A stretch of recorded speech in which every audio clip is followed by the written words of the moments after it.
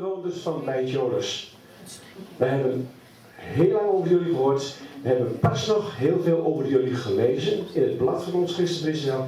En wij zijn heel blij om heel veel redenen dat wij in jullie midden zijn deze morgen. Dus dank u wel voor uw uitnodiging.